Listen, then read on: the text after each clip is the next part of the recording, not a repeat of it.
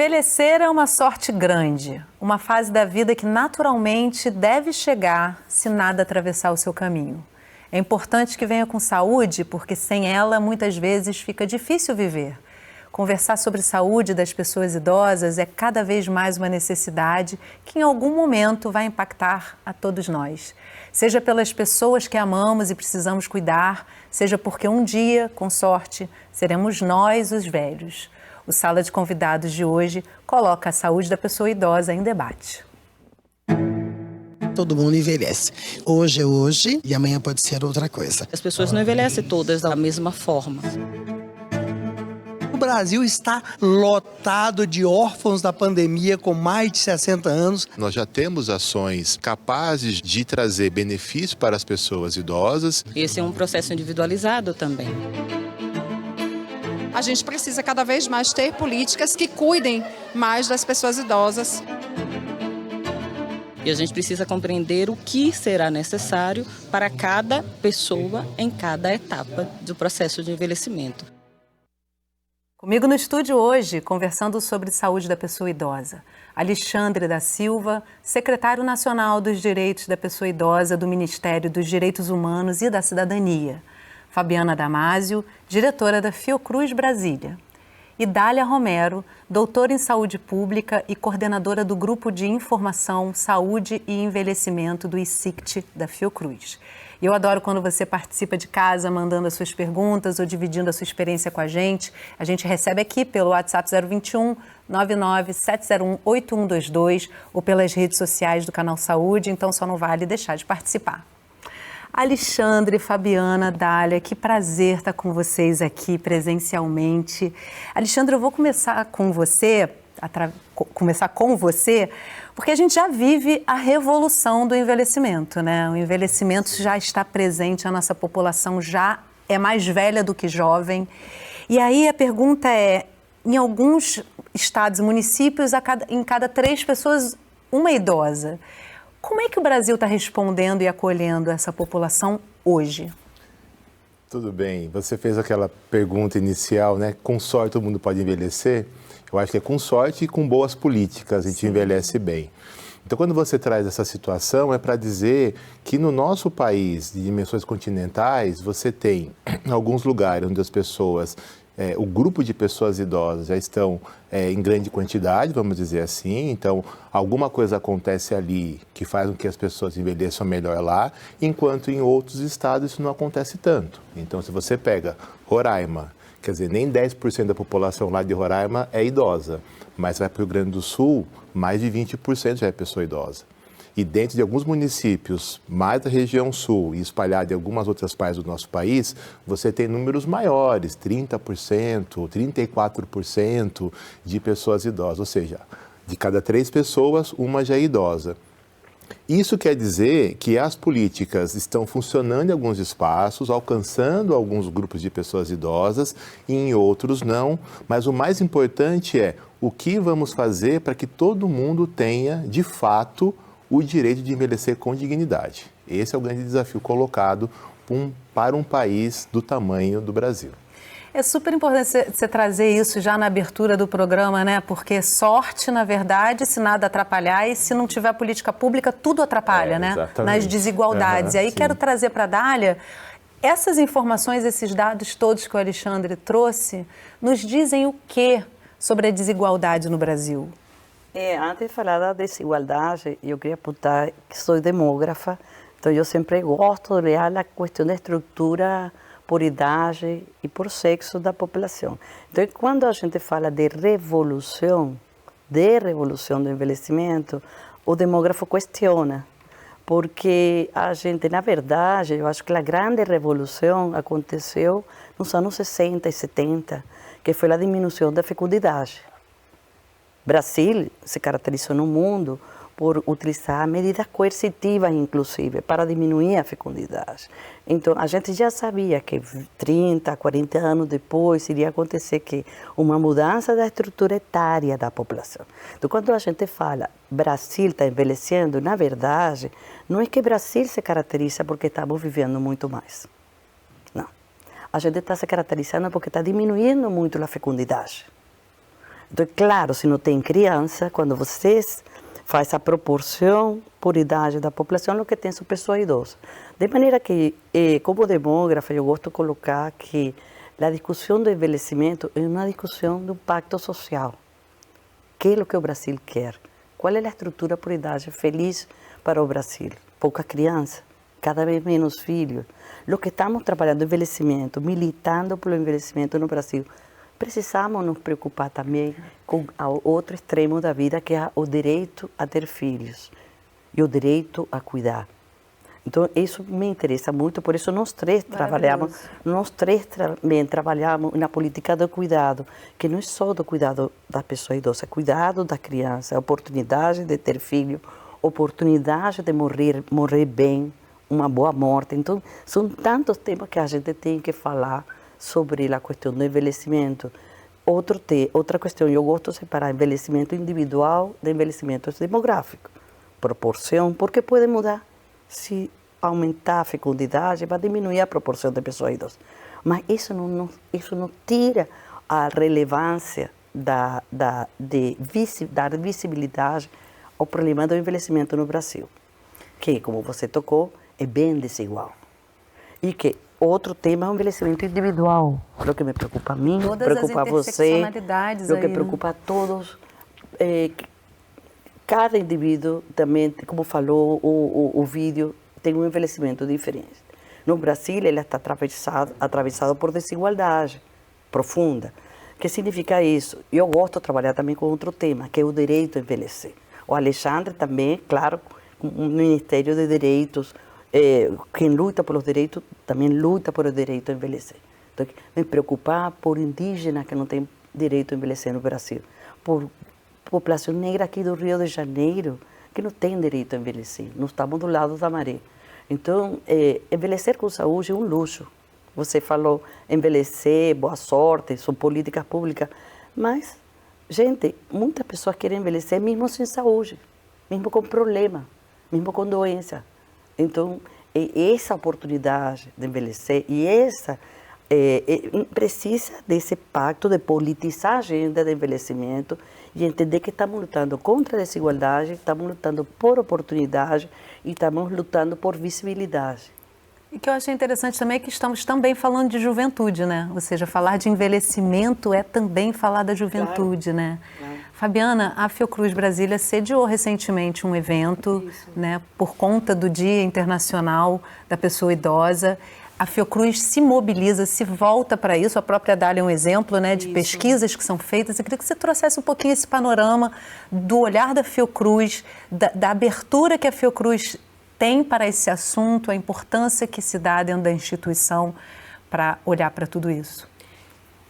Bom, Yasmin, eu vejo que foi assim, a Fiocruz, ela assume o compromisso, né, com o envelhecimento e reconhece, na verdade, que a população envelheceu e reconhece o desafio da gente realmente organizar, como o Alexandre falou, políticas públicas ou colaborar com as políticas públicas realizadas pelos ministérios, né? Então, tem um ponto importante que é também como é que a gente consegue integrar as diversas ações dos ministérios para fortalecer a agenda do envelhecimento e promover, né, a saúde da pessoa idosa. E aí com um ponto muito importante, como o Dália falou, que é promover a saúde da pessoa idosa olhando para as desigualdades, né, e reconhecendo que as pessoas não envelhecem da mesma forma e que a gente precisa estar presente no território nessa perspectiva, assim, de como é que até o próprio nome do programa central aqui do Ministério dos Direitos Humanos, né, que é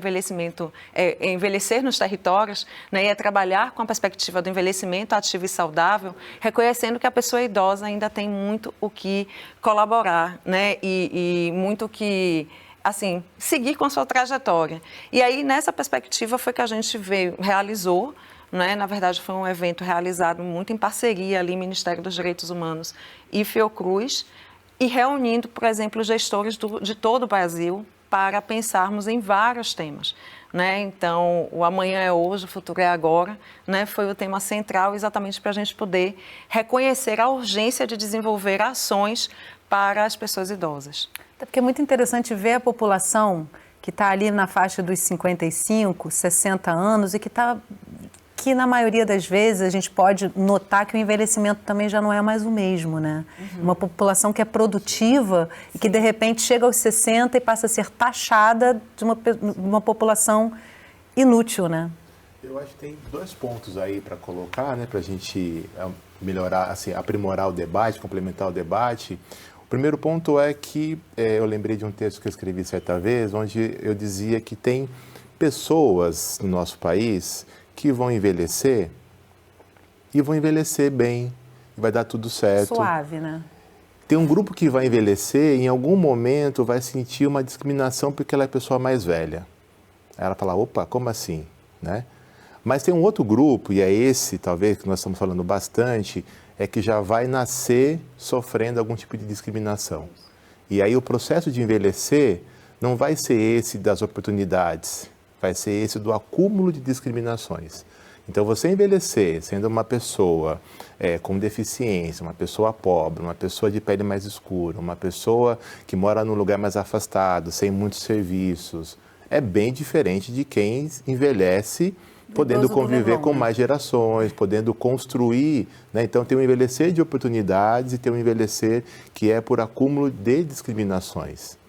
Então quando a gente fala dessa questão, um ponto também muito crucial, que talvez diferencie um pouco dos outros assuntos de outros grupos sociais, é que se a gente não combater o idadismo, que é essa discriminação a partir da idade, que ocorre tanto para pessoas mais jovens, mas elas vão envelhecendo, deixam de sofrer esse idadismo porque são jovens. Mas quem é velho vai tendo cada vez mais esse peso da discriminação. Mas se o enfrentamento não for da sociedade, das pessoas poderem ter orgulho em dizer que são pessoas mais velhas, não só idosas, mais velhas. Mais velha aqui, né? Quem é a mais velha aqui pode ser que não tenha 60, mas é a mais velha.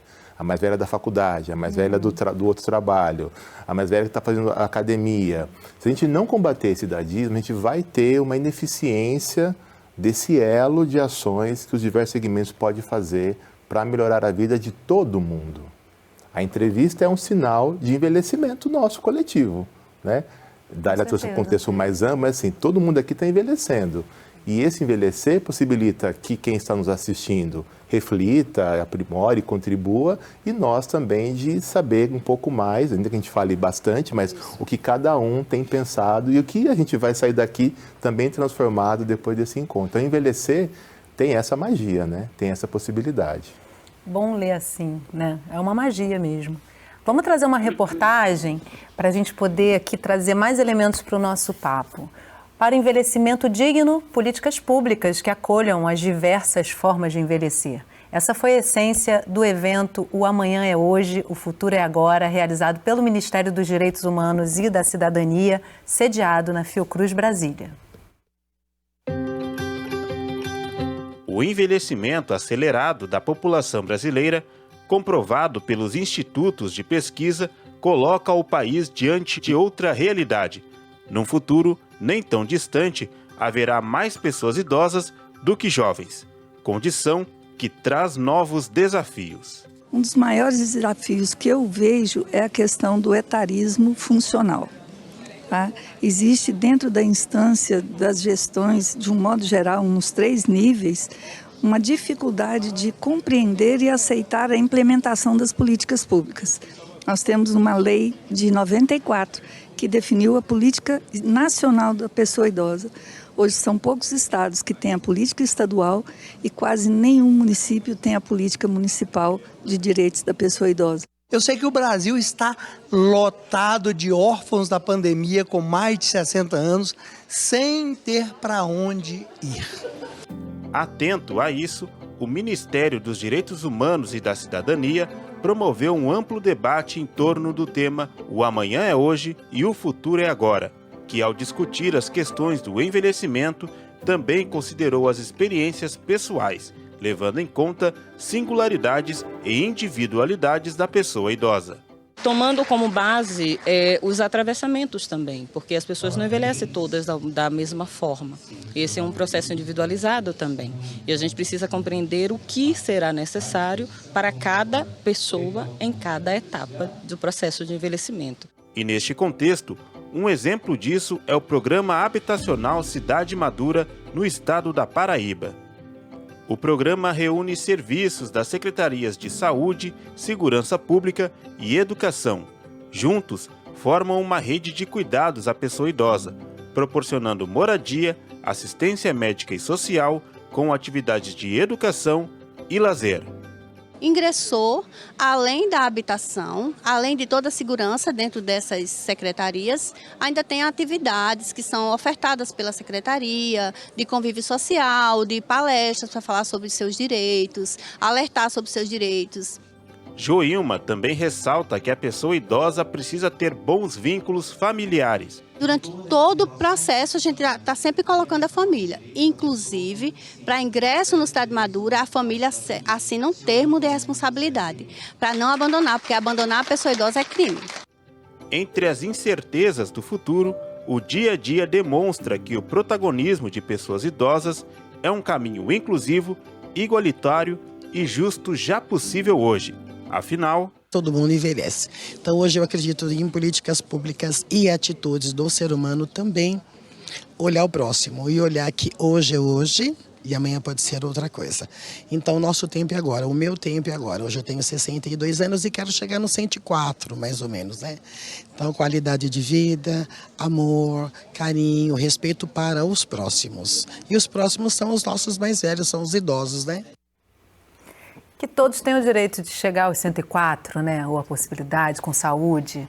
Dália, uma coisa que eu achei interessante, a nossa produção sempre bate um papo com os convidados antes, né? Uma das coisas que você citou para o Cristóvão Paiva, nosso produtor, foi que é a primeira vez na história que 4 gerações convivem simultaneamente, bisavô, avó, assim, numa quantidade significativa, né? Assim, ou seja, é uma possibilidade de transferência de conhecimento mais comum hoje do que antigamente, né? Era mais raro você ter essa convivência de famílias.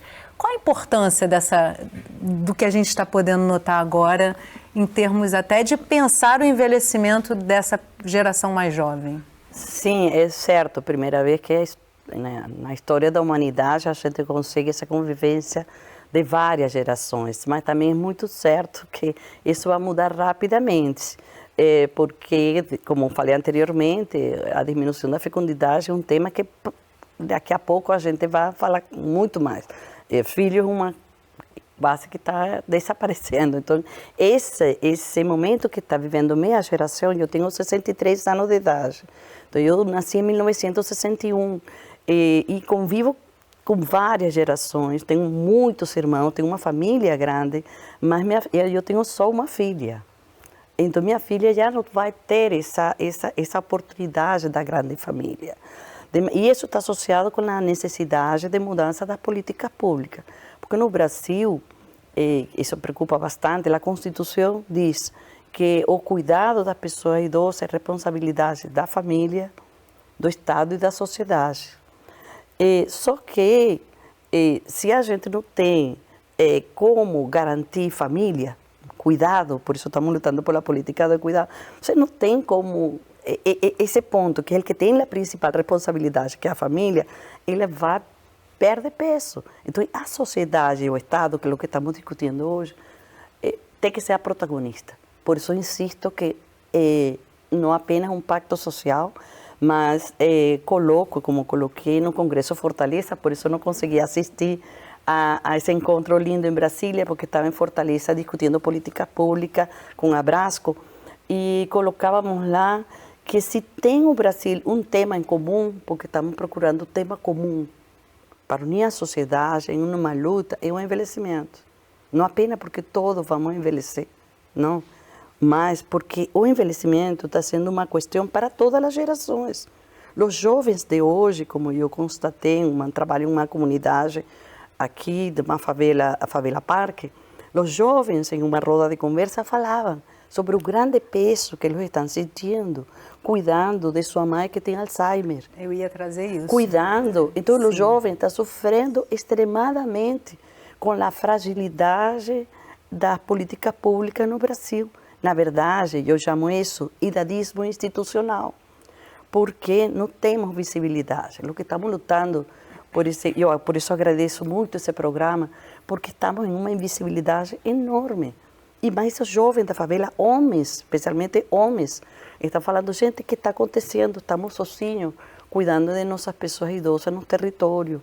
Eles mesmos fizeram, em uma favela muito inclinada, eles construíram uma cadeira que eles jogam com corda para poder subir a pessoa idosa que não consegue caminhar. Já entra na questão da acessibilidade, já entra na questão de como a família suportar essa pessoa idosa. Eu diria que entra suportar no sentido de dar suporte, né, de poder cuidar. Mas eu diria mais, eu diria que entra no abandono social que nós temos para essa questão, que está afetando tanto também a juventude.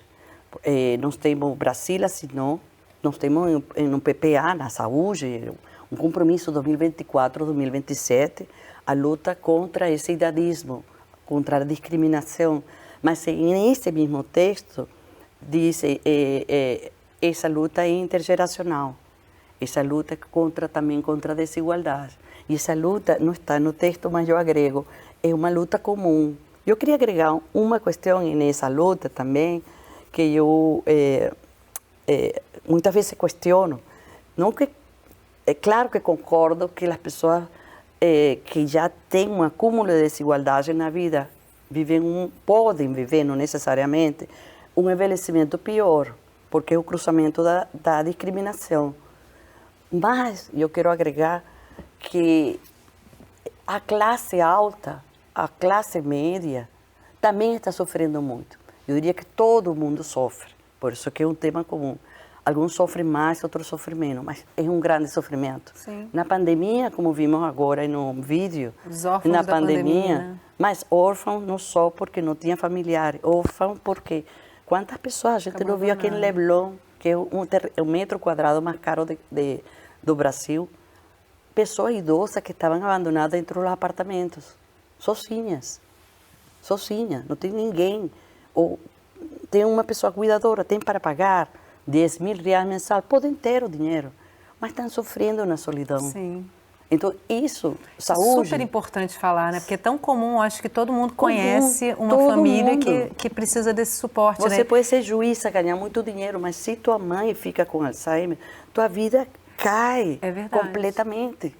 O padrão de vida da família de classe média cai bastante, né? E é até interessante, Fabiana, trazer uma fala do João Malheiros, ele é uma representação de instituição de longa permanência, ILPI, ou residências de cuidado, né? E que fica-se sempre... Eu queria saber onde é que está esse debate, né? Porque existe o lado da família que às vezes não consegue, não aguenta emocionalmente ou não consegue por questões de recursos mesmo, né? E por um outro lado, muitas vezes essas instituições são um lugar de abandono também, que a família pouco aparece. Em alguns países do mundo, o Estado vem provendo possibilidade de cuidados residenciais, né, no local da família, dando suporte, enfim. É complexo esse tema, né? E aí eu acho que a gente precisa dar um passo, não é nem um passo atrás, mas assim, trazer uma outra camada que é o direito à cidade. Não é assim, você estava falando da acessibilidade, mas assim, que medida as nossas cidades estão preparadas, né, e organizadas para receber e para acolher a pessoa idosa, assim? Qual é a condição que uma pessoa idosa tem realmente de sair de casa? Porque à medida que ela vai por exemplo, à medida que ela tem uma série de questões de saúde, ou à medida em que não tem uma estrutura, uma calçada, qual é a condição mesmo que ela vai ter de mobilidade, né, para, inclusive, sair de casa? Então, tem esse passo do direito à cidade, né, que é uma camada maior, para que a partir daí a gente possa pensar também no direito à moradia, e a moradia como saúde, a moradia também como promoção de saúde, como a gente pôde observar ali no Cidade Madura, que é uma experiência da Paraíba e que tem um investimento, digamos assim, do governo local, né, e dos municípios. É uma parceria entre estados e municípios para que o projeto seja, né, viabilizado e garanta a visibilidade que a Dália falou, né? E aí tem um outro componente também ali colocado, que é a participação da família, né, assim, de como realmente a gente consegue criar condições, né, e garantir que a participação da família ela seja também estruturante nesse processo, né, assim, de condição, porque no momento em que você inviabiliza a vida de uma pessoa idosa, existem repercussões significativas no bem-estar e nas condições de saúde mental da pessoa idosa, né? Então, esse era um ponto aí que eu gostaria de colocar, né? E ali, a partir da fala dele, né? E hoje, a gente ainda carece, né, apesar das casas-lares e de outros espaços, a gente ainda carece de espaços, né, tem filas de espera, por exemplo, em estratégias como a Cidade Madura, porque são idosos que não têm condições, né, financeiras e que precisam de um lugar e, como ele colocou, né, esse lugar não, nesse momento não está, nem sempre está disponível com as condições, né, como um espaço promotor de bem-estar e de saúde. Então, eu vejo que esse ainda é um grande desafio que precisa ser colocado, né, de como é que a gente constrói estratégias que sejam acessíveis, né, seja do ponto de vista financeiro, assim, acessíveis de modo geral para a população, né? Então, assim, e como é que isso também se transforma numa política pública? Quando a gente reconhece que moradia é saúde, é importante que isso também seja visto como, né, uma política, né, para que a gente garanta esse acesso à pessoa idosa. E aí, Alexandre, assim, na fala da Fabiana, para mim fica muito claro, assim, né, o quanto que são políticas que precisam estar nos locais, né? Esse exemplo do Ceará também mostra o quanto que, por mais que o Ministério dos Direitos Humanos e da Cidadania pense as políticas, fomente as políticas, é muito importante ter esse interesse político em implantá-las nos municípios, né? Sim, ouvindo agora a gente falar desse ponto, o Brasil pode ser revolucionário também nessa perspectiva de o que a gente vai fazer para mudar essa perspectiva do nosso envelhecimento enquanto sociedade. Então, veja, a maior parte das pessoas idosas estão fazendo tudo hoje, tudo, né? Ainda que com dificuldade na locomoção, dificuldade para escutar ou para enxergar, mas elas conseguem fazer tudo ainda. A maior parte da população idosa faz tudo hoje. Então, por que a gente não investe mais nas ações de promoção? Então, falando da saúde, por exemplo, existe uma questão que muitas vezes se confunde, que é entender o quantos espaços a cidade é convidativa para que a pessoa idosa continue ativa e não tão mais sedentária, e o quanto a cidade, o território é capaz de ofertar saúde e não doença. Então, se você está num território onde o preço de uma fruta que ela gosta é quase R$20, ela não vai comprar aquilo por R$20, porque ela vai pegar R$20 e dividir e comprar saladas com mais agrotóxicos, enfim, outros alimentos que não têm a mesma qualidade, ou vai até para os alimentos ultraprocessados. Então, a gente fazer um pacto mesmo de, olha, vamos pensar na promoção das poupanças. Poupanças de saúde, poupanças de participação social. O quantos espaços hoje são de fato acolhedores dessa pessoa idosa. Não é só você entrar, é dela entrar e poder ser quem ela quer ser, quem ela sempre foi ou quem ela deseja ser. A poupança da educação, do aprendizado, da continuação do aprender. Hoje está falando de BETs, de violências financeiras e patrimoniais. Tudo que ocorre pelo meio virtual é uma poupança que a gente pode ter feito de letramento e que antes até de dar mais escolaridade para as pessoas idosas. O letramento é a pauta, né? Então a gente tem que pensar nessas segurança em geral. Então, tem promoção de poupanças que vão, de fato, garantir tudo isso. E o território é esse espaço que se transforma. Então, um lugar que vai ter, nessa perspectiva, quando Dália traz a questão dos quadros demenciais, a gente vai ter, se não é que já está acontecendo, epidemias de quadros demenciais nas áreas rurais, em muitas periferias do nosso país. E tem um cuidado que está acontecendo lá, enquanto não se tem um diagnóstico, que a gente tem que validar também. tem que reconhecer que, às vezes, aquele proprietária daquele estabelecimento comercial que já percebe que quem vai lá comprar, né, esquece o dinheiro, esquece o que quer, tem que avisar, quer dizer, ele, de certa forma, ele faz parte dessa rede que acolhe essa pessoa. Então, o que eu acredito que pode ser uma boa política pública é de não deixar essa bola de neve ganhar tamanho e velocidade. Porque quando todo mundo tiver com uma doença crônica, seja de caráter cognitivo, de caráter físico, e a gente tem que esperar dos hospitais e de outros equipamentos e serviços esse cuidado, né, mais complexo, que se reduz cada dia então mais. Fica muito mais oneroso para o Estado. Sim. Então, pensar na promoção de poupanças, para mim, é um caminho de boas políticas públicas para a nossa sociedade. E bom para a gente fechar esse bloco com essa reflexão, porque daí partem tantas iniciativas essenciais, né, Alexandre?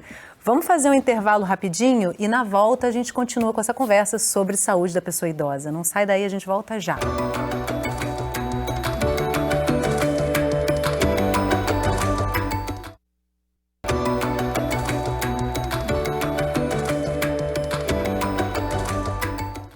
O Sala de Convidados está de volta, conversando sobre saúde da pessoa idosa.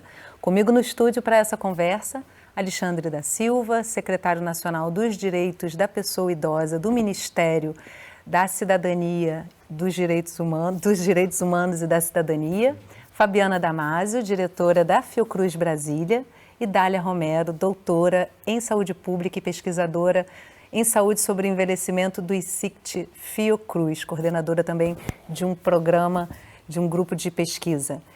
E você que ainda não participou do programa hoje, manda suas perguntas, seus comentários para a gente pelo WhatsApp 021 99 701 8122 ou pelas redes sociais do Canal Saúde.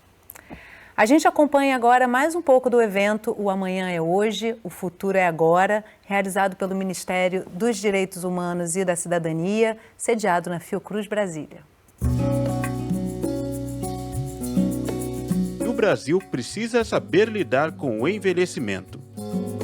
E, neste sentido, o Estatuto da Pessoa Idosa, em vigor desde 2003, é um marco na defesa de direitos e proteção contra abusos e negligências.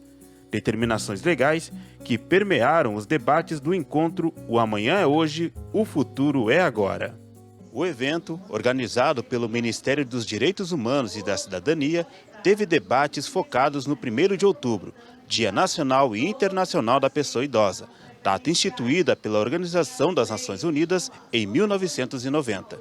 A atividade também celebra os 21 anos do Estatuto da Pessoa Idosa, um marcador importante na legislação brasileira. O tema alusivo do nosso evento é entender que hoje, 2024, nós já temos ações políticas, marcos normativos, programas, articulações capazes já de trazer benefício para as pessoas idosas e pensar no futuro, que são as pessoas que têm essa dificuldade de chegar cronologicamente aos 60 anos. A questão da moradia, a questão da educação para aqueles que não puderam ter educação na infância e educação para aquela população idosa, mas que ainda quer ter uma outra qualificação profissional, ainda se reinserir no mundo do trabalho, políticas de saúde.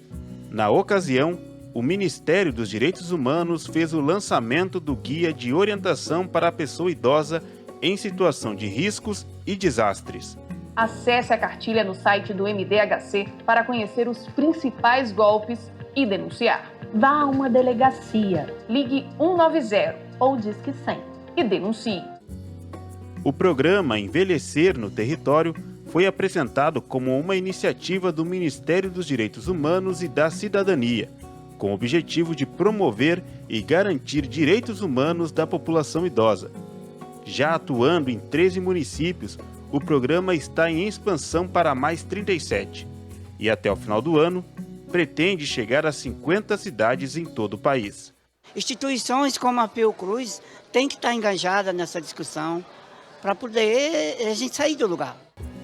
E quanto a isso, a Fiocruz Brasília vem desenvolvendo diversas ações, considerando, digamos assim, o aumento dos índices de envelhecimento no país, a gente precisa cada vez mais ter políticas que cuidem mais das pessoas idosas, né, e que cuidem da condição de envelhecer de toda a população. Olha, Fabiana, lá no evento, né, Fabiana? Foi super importante esse evento. Já volto então com você. A gente ficou aqui ao longo do intervalo e com a matéria passando, conversando sobre 2 pontos que eu acho que a gente precisa trazer para a audiência. Primeiro, assim, onde é o lugar do idoso no capitalismo, né? Ou o que o capitalismo pretende com o idoso? Essa é uma questão. E a outra, mais uma vez, reforçando, pensando nessa questão do capitalismo, onde fica a relação com a família, né? Porque ninguém envelhece de hoje para amanhã, as pessoas têm um processo de envelhecimento. Então, começo com você com essa reflexão e convido a cada um de vocês a trazerem suas reflexões e críticas sobre isso. Essa é uma questão muito importante, Yasmin, assim, para a gente poder refletir, para ver como é que a gente ressignifica e reconstrói, não é assim, quando a gente fala dos inúmeros problemas vivenciados pela pessoa idosa, não é? Eu acho que exatamente essa é uma crítica que a gente precisa fazer para ver como é que porque quando a gente fala, por exemplo, da pessoa idosa, a gente fala do idoso produtivo, ou da pessoa produtivo não pra quem, produtiva, né? Produtivo para quem, produtivo em que sentido, né? Então, para mim, esse é um ponto muito importante para a gente ir ressignificando, assim, reconhecendo todas as, digamos assim, uma trajetória que está ali, né? Uma outra rede de contribuição e de colaboração dentro, por exemplo, do próprio seio familiar. E aí, quando você fala da família, eu fico pensando também, muitas vezes, na carga que é dada à pessoa idosa para sustentar a família, né? Muitas vezes, inclusive, em uma situação de extrema desigualdade e que quem tem a renda, né, é a pessoa idosa. Então, Exato. Tudo acaba girando ali em torno da questão financeira, né? Então, eu vejo que existem outros valores, né, que precisam ser ressignificados, o próprio aspecto cultural mesmo, como é que a gente lida com isso para que a gente possa construir uma outra, né? Assim, qual é o modelo de sociedade que a gente quer? Né? Eu acho que quando você traz essa pergunta, eu me remeto a esse debate, né? E penso também em alguns trabalhos que a gente vem fazendo lá em uma comunidade, que é a comunidade de Sol Nascente, e como eu vejo exatamente os idosos assim, trabalhando pela valorização da cultura local, pela preservação da história, né? Fazendo um outro caminho, inclusive, de relação com a juventude, para que a periferia seja reconhecida como uma potência ali naquele momento e que outras relações sejam construídas para além, né, da produção, como a gente está colocando aqui. Deixa eu me fazer uma correção aqui, primeiro porque meu diretor Renato Salles já me pediu 2 vezes para chamar a participação da audiência, então você que está em casa manda para a gente suas perguntas, seus comentários. É que o papo aqui está tão bom, enfervescendo enquanto estão rolando as matérias, que eu acabo já trazendo para os nossos convidados, mas você que está em casa, sua participação é super bem-vinda, não deixa de participar. E também quero aproveitar para convidar vocês a assistirem o Bate-Papo na Saúde, ao Bate-Papo na Saúde dessa semana, que foi... O inédito foi ao ar agora na segunda-feira e está em reprise no Canal Saúde ao longo da semana, vai estar no nosso site também, que teve a participação do Alexandre, também uma representante da OMS, e foi incrível esse bate-papo, assim, foi um dos que eu mais gostei. Eu adoro o programa Bate-Papo, o Renato entrevista super bem e tal, e várias coisas foram trazidas, entre elas essa questão do lugar do idoso no capitalismo, né? De como o capitalismo tenta ou pretende ou consegue se servir do idoso, né? E a sua resposta no bate-papo, fica a dica para vocês irem lá assistir, foi maravilhosa, Alexandre. Vamos tentar trazer aqui um pouquinho, roubar um pouco do Renato essa possibilidade a gente fala de debate. De novo. Eu acho que na ocasião eu disse, complementando o que Fabiana trouxe agora, de que esse capitalismo não tem essa pessoa idosa como grande foco, né? É pela própria vulnerabilidade que se coloca para muitas dessas pessoas idosas, então elas têm hoje um recurso bem menor do que tinha antes de ter os 60 anos ou até um pouco menos. Ele também não tem mais essa busca, talvez nunca teve, né, de querer sempre comprar o que é novo, e o mercado hoje não está incorporando essas competências das pessoas mais velhas. Pessoas mais velhas são pessoas competentes, profissionais. Então, essa flexibilização das leis trabalhistas também não ajuda no enfrentamento ao idadismo. E mais, há um contraponto disso tudo, que é o capitalismo gerando um modo de vida, né? Leia-se, entre aspas, envelhecer também. Por que eu estou falando isso? Porque hoje, até aquelas pessoas que conseguiram sair dessa armadilha do capitalismo e que têm uma renda possível para fazer outra coisa, não sabem fazer. Então, quantas pessoas que estão nos assistindo aqui vai lembrar de algum caso, de alguma pessoa idosa que tem recurso, tem tempo, tem saúde física, funcional, para poder fazer alguma coisa, mas ela não consegue fazer. Então, um dos achados de uma pesquisa que eu participei, nós comprovamos isso, que as pessoas idosas, dependendo do seu grupo social, talvez nunca tiveram a experiência de sair para visitar alguém, para receber alguém em casa. Então, isso é um não aprendizado, mas essa mesma pessoa é aquela que consegue hoje. Se você precisar, olha, eu vou fazer uma festa, vou encontrar algumas pessoas, você pode me ajudar? Essa pessoa consegue rapidamente se organizar no seu cotidiano para poder ajudar. Se algum familiar pede o cuidar de alguém, né, ou ficar com alguém em casa, essa pessoa consegue fazer. E aí vem a outra pergunta sua sobre a família. Só que eu vou colocar um outro componente, que é a violação financeira e patrimonial que muitas vezes ocorre. Então, hoje, tem duas gerações que preocupam a gente. Essa geração do jovem que não está conseguindo estudar e nem trabalhar. Tem daquela pessoa de 50 anos ou um pouco menos que não está conseguindo trabalhar e também não está conseguindo buscar condições para poder se aposentar logo mais à frente. São familiares de uma pessoa idosa que tem uma renda. Então, as violações, muitas violências que ocorrem contra a pessoa idosa, infelizmente, são causadas por familiares e tem como pano de fundo uma questão econômica, uma insuficiência de renda para lidar com o cotidiano, o pagar as contas do mês. Então, quando a gente fala de renda aqui, de herança, que também é outro ponto, que a pessoa idosa pobre hoje, ela gostaria talvez de não ver os seus familiares mais jovens passar pelas mesmas situações desagradáveis, paupérrimas que passou, também não tem essa herança, é pagar a conta do mês seguinte.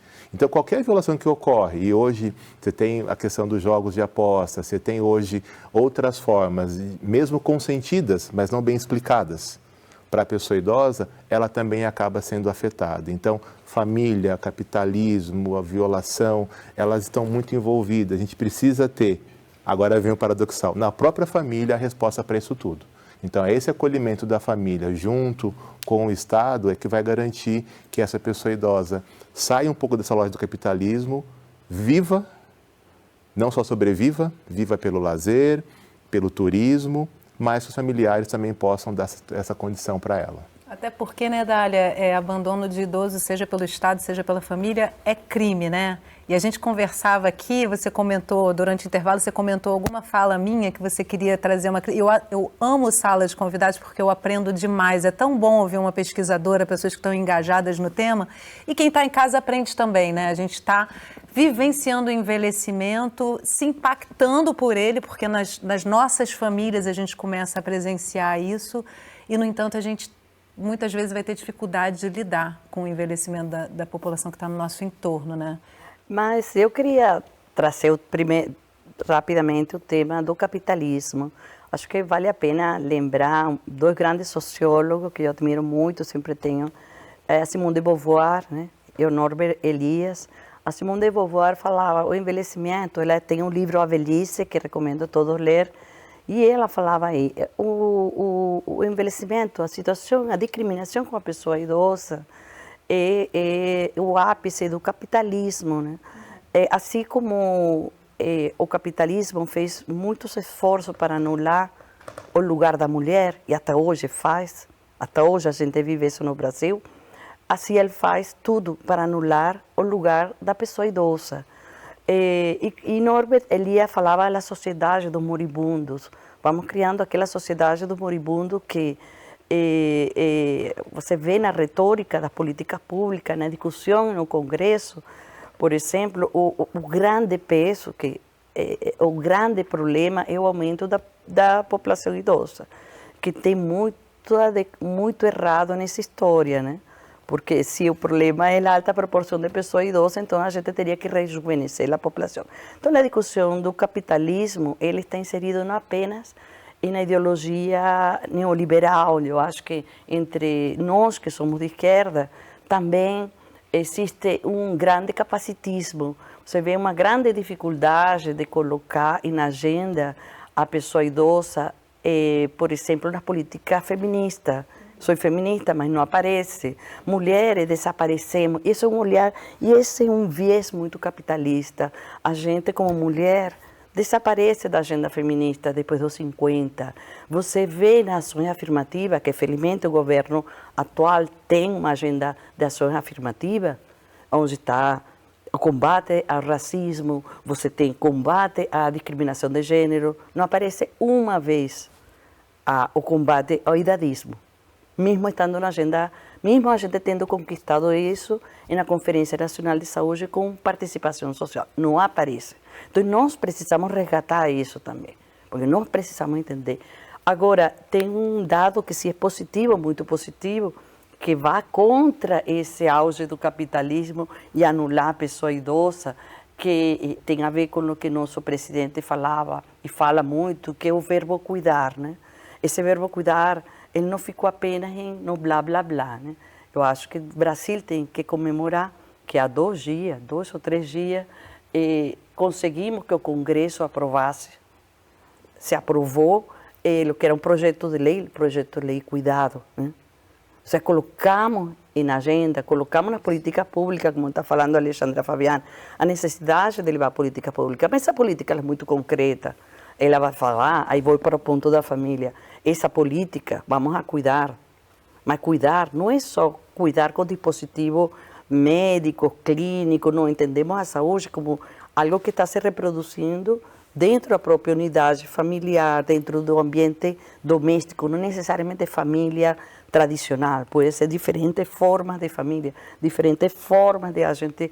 E que está acontecendo, que é o que essa política quer? Ela quer, primeiro que tudo, discutir esse peso da mulher e no cuidado, que ela leva toda a responsabilidade do cuidado cotidiano.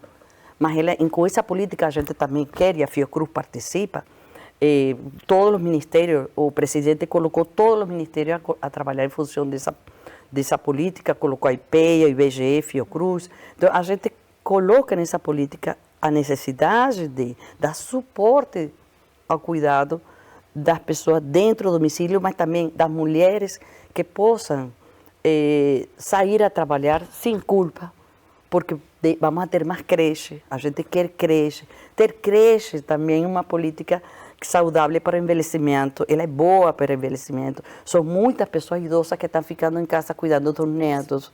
Então, isso é a política que coloca, vamos a cuidar de quem cuida.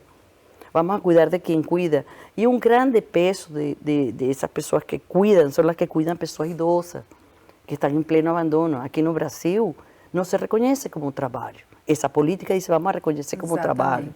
E algum dia essa pessoa vai ter, eu também passei um ano cuidando de alguma pessoa muito próxima, sei o que é isso, passar, você é muito difícil. Só vivendo para saber, Só vivendo para saber. Que cada caso é um caso com peculiaridades e necessidades e um contexto familiar diferenciado. É diferente, mas comum. Sim, que é o abandono. Exatamente. Então eu também queria